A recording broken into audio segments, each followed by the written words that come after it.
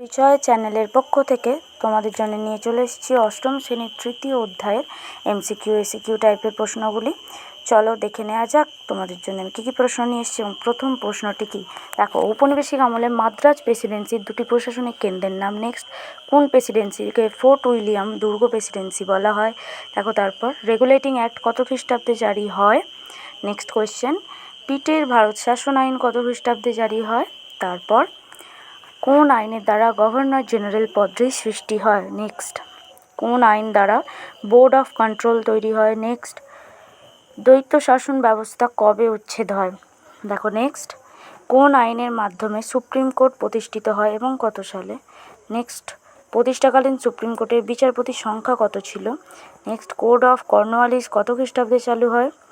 Next, কোন নির্দেশনামার হাত ধরে সিভিল সার্ভিস বা অসামরিক প্রশাসন ব্যবস্থা চালু হয়? নেক্সট, কত খ্রিস্টাব্দে ফোর্ট উইলিয়াম কলেজ স্থাপিত হয়? দেখো, a grammar of the Bengal language গ্রন্থটি কে কত খ্রিস্টাব্দে রচনা করেন? নেক্সট, এশিয়াটিক সোসাইটি কত খ্রিস্টাব্দে প্রতিষ্ঠিত হয়?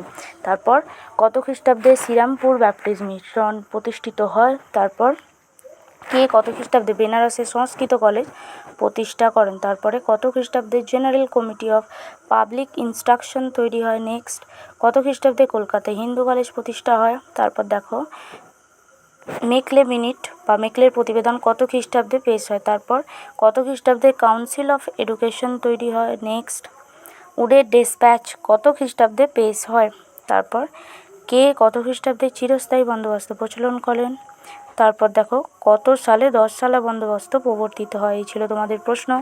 পরবর্তী প্রশ্নগুলি পাওয়ার জন্য এবং আরও তাড়াতাড়ি যাতে তোমাদের বাকি ভিডিওগুলো আনতে পারি এবং তোমাদের সাহায্য করতে পারি, তার জন্য চ্যানেলটিকে ফলো করো, ভিডিওটিতে লাইক করো, শেয়ার করো, যাতে তোমার বন্ধুরাও পেতে পারে।